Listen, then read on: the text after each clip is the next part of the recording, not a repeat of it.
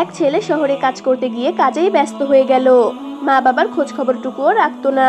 একদিন সে হঠাৎ বড় এক দুর্ঘটনায় পড়ে যায়। রাস্তা পার হওয়ার সময় হঠাৎই খেয়াল করলো একটা ট্রাক তার দিকেই ধেয়ে আসছে। ঠিক তখনই মনে পড়লো বহুদিন যাবত মা বাবার সাথে কথা হয়নি। ভয় আর আফসোসে সে চোখ বন্ধ করে নিল। কিছু সময় অতিবাহিত হবার পর সে অবাক হয়ে দেখে ট্রাকটা ঠিক সময়ই থেমে গেছে। চালক বললেন, জানি না কেন হঠাৎ করে ব্রেক চাপলাম। মনে হলো কেউ যেন বলছে, আমার ছেলেকে বাঁচাও। ছেলেটা বুঝে গেল এটা তার মায়ের দোয়ার ফল। সেই দিনই সে ফিরে যায় গ্রামের বাড়ি। মায়ের চোখে পানি, ছেলের চোখে অনুশোচনা। মা বাবা আমাদের জন্য আসমান খুলে দোয়া করেন। তারা না থাকলে আমরা হয়তো থাকতামই না। তাই যত ব্যস্তই হই না কেন, প্রতিদিন একবার হলেও মা বাবার খোঁজ খবর নিই। তাদের দোয়া ছাড়া আমাদের জীবনের কিছুই সম্ভব নয়। প্রিয় দর্শক, আপনাদের কেমন লাগলো এই ছোট্ট শিক্ষামূলক গল্পটি?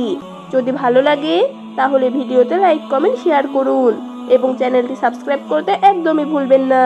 ধন্যবাদ।